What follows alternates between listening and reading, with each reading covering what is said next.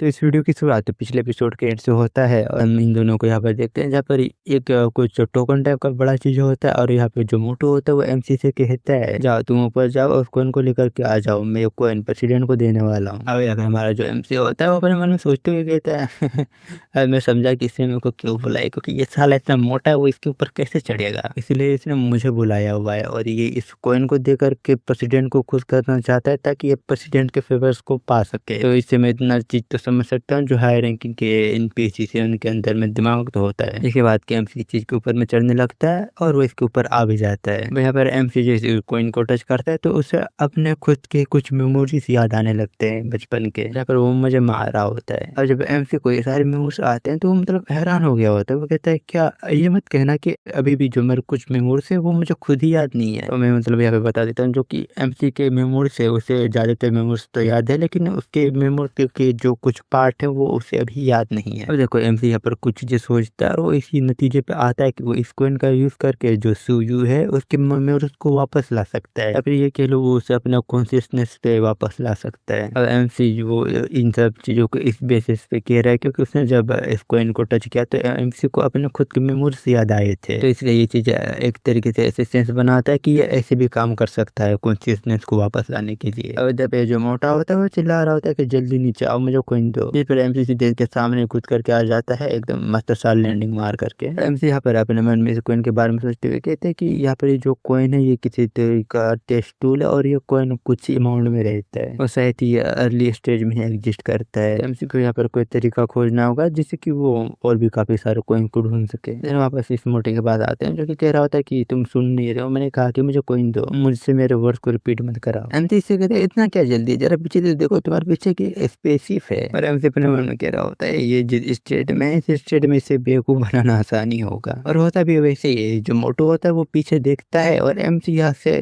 भागने लग जाता है। लेकिन ये जो मोटू होता है ये भी कम नहीं होता है, ये सीधे एमसी के आगे ही एकदम भागते आ गया होता है काफी स्पीड में। एमसी कहते हैं कि ये आखिर इतना फास्ट कैसे है। उतने में जो मोटू होता है वो सीधे एमसी के पास आकर के एक पंच मारता है जिससे कि एमसी बच जाता है। और मोटू यहाँ पर अपना वेपन उठाते हुए कहता है कि मुझे पहले से तुम्हारे पर शक हो रहा था, तुम्हें क्या लगा तुम अपने लीडर को ऐसे बेवकूफ बना करके भाग सकते थे। इस पर एमसी इसके अटैक को एकदम थोड़ा सा ही इधर साइड होकर के डॉज कर लेता है और अपने मन में कहता है कि ये सच में मुझे मारना चाहता है। इधर मोटू वापस एमसी के ऊपर और एक अटैक करने वाला होता है, लेकिन एमसी भी इस बार काउंटर अटैक करने के लिए तैयार होता है। वो अपने मन में कहता है कि अब जबकि मेरे पास कोई चारा नहीं कि मैं यहाँ से कि भाग के जा सकता हूँ तो क्यों ना मैं फाइट ही करूँ। और एमसी यहाँ पर अपने सेवेज चार्ज स्किल को यूज करके सीधे इस मोटू के ऊपर अटैक कर देता है। जैसे कि जो मोटू होता है वो बिल्डिंग के ऊपर से सीधे धड़ाम नीचे गिर जाता है। और मुझे लगा नहीं था कि जो मोटू वो सिर्फ गिरने के बाद यहाँ पे मर जाएगा और यहाँ पे ये मोटू मर चुका होता है। यहाँ पे जो गेम का सिस्टम होता है वो एमसी को कांग्रेचुलेशन करते हुए कहता है कि कांग्रेचुलेशन, तुमने एक लीडर लेवल के हाई रैंकिंग एनपीसी को मार दिया है और साथ ही साथ तुम दांगवांग एकेडमी के एक नए डंजन लीडर बन चुके हो। ये सुनकर के एमसी भी काफी हैरान हो गया होता है कि वो अब यहाँ का लीडर बन चुका है। एमसी जहाँ पे वो मोटू मरा हुआ होता है वो नीचे आता है और यहाँ पे उस मोटू का वेपन पड़ा हुआ होता है। इसके बाद एमसी इस वेपन को थोड़ा प्रैक्टिस कर रहा होता है। गेम का सिस्टम होता है वो एमसी को कांग्रेचुलेशन करता है कि तुमने एक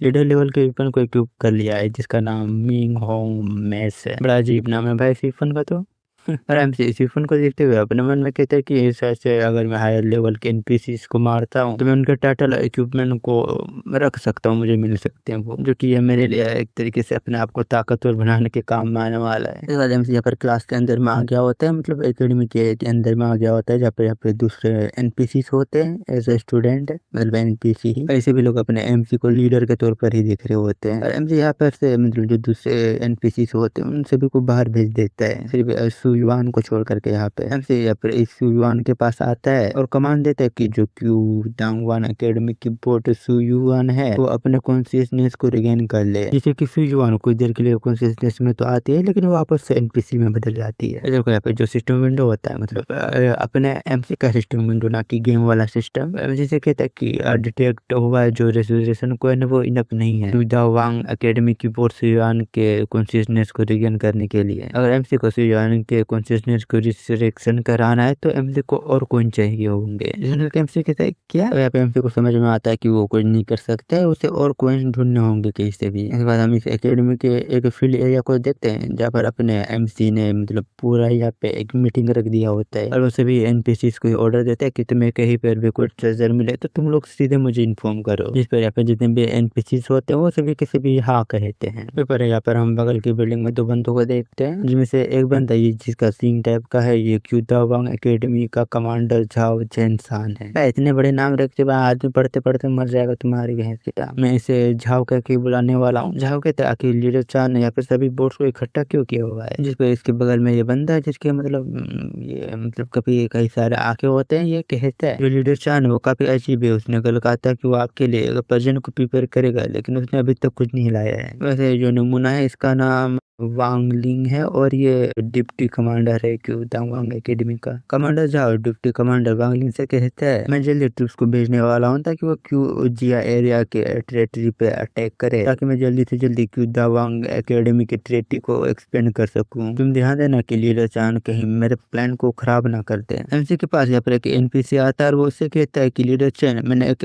ट्रेजर चेस्ट को ढूंढ लिया है। एमसी यहाँ पर आता है और वो जिस जगह पे उसने चेस्ट बताया हुआ होता है जगह के चेस्ट को ढूंढ लेता है और इस चेस्ट को ओपन करता है तो इस चेस्ट से एक फोन टाइप का मतलब डिवाइस मिलता है जो कि ये डिवाइस सेंटियन टेस्टिंग डिवाइस होता है। तो ये जो डिवाइस होता है मुझे डिवाइस के बारे में बताया जाता है कि ये एक ऐसा डिवाइस है जो कि इस चीज को चेक कर सकता है। यहाँ पे जो एनपीसी है कि उन्होंने पूरी तरीके से अपने कॉन्शियसनेस को खो दिया कि अभी भी उनके अंदर में चांसेस है कि वो वापस से अपने कॉन्शियसनेस को पा सकते हैं। और जब ये डिवाइस किसी टारगेट को डिटेक्ट करेगा तो होस्ट को अपने आप ही पता चल जाएगा उस चीज के बारे में। ये डिवाइस को देखते हुए कहते हैं चलो कुछ तो काम का डिवाइस मेरे को मिला है। इतने में यहाँ पर एमसी के पास और एक दूसरा एनपीसी आता है जो कि एमसी से कहता है कि लीडर चैन मैंने माउंटेन के एरिया में एक स्पेशल आइटम को ढूंढ लिया है। जिसे सुन करके तो एमसी की खुशी में चार चांद नहीं चार धरती आगे होते हैं। लेकिन हम एमसी को देखते हैं जब मतलब वो इसके एक्सप्रेशन को देखते हैं उस जगह में आया हुआ होता है जो कि काफी अजीब होता है। अब इसके अजीब एक्सप्रेशन के पीछे हम देखते हैं एमसी जिस